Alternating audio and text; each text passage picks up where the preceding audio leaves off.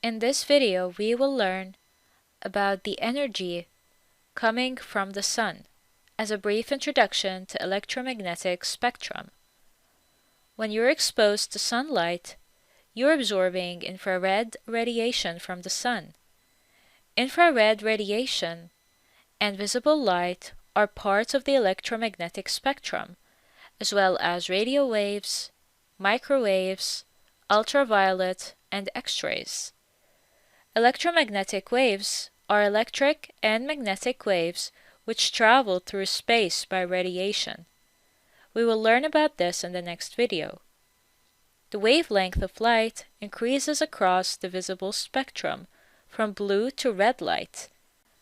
Infrared waves are longer in wavelength than visible light waves.